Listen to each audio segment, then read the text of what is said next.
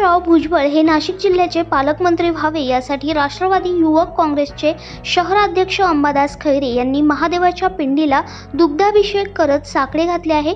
छगनरावजी भुजबळ हे राष्ट्रवादी काँग्रेस पार्टीचे ज्येष्ठ नेते असून नव्या मंत्रिमंडळाच्या शपथविधी दरम्यान तेही मंत्रिपदाची शपथ घेणार आहेत। तसेच छगन भुजबळ हे ज्येष्ठ असल्याने त्यांनी सर्वाधिक वेळा नाशिक जिल्ह्याचे पालकमंत्रीपद भूषविल्याने त्यांचा अनुभव देखील दांडगा आहे। सन 2027 मध्ये नाशिक जिल्ह्यामध्ये कुंभमेळा होत असून यामुळे जागतिक पातळीवर नाशिकचे नाव चर्चिले जाणार आहे।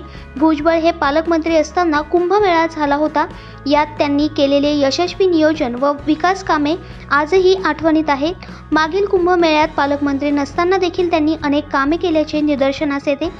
तसेच नाशिक जिल्ह्यातील 15 पैकी सर्वाधिक 7 जागांवर राष्ट्रवादी काँग्रेस पार्टी अजित पवार गटाने विजय मिळवला असून सर्वाधिक आमदारांचा जिल्हा बनला आहे।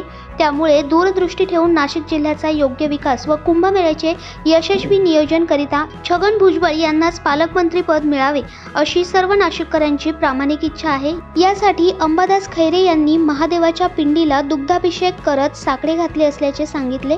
तसेच राष्ट्रवादी काँग्रेस पार्टीच्या राष्ट्रीय अध्यक्ष अजितदादा पवार यांच्याकडे देखील मागणी केली असल्याचे त्यांनी सांगितले। यावेळी योगेश निसाळ, अमोल नाईक, मुकेश शेवाळे, डॉक्टर संदीप चव्हाण, हर्षल चव्हाण, व्यंकटेश जाधव, संदीप खैरे, निलेश जाधव, कुलदीप जेजुरकर, रेहान शेख, हरीश महाजन, महेश बाळसराव, भूषण पाटील, दीपक बने, आशुतोष चव्हाण तसेच जयेश टोचे, हर्षल वाघ आदींसह मोठ्या संख्येने पदाधिकारी व कार्यकर्ते उपस्थित होते।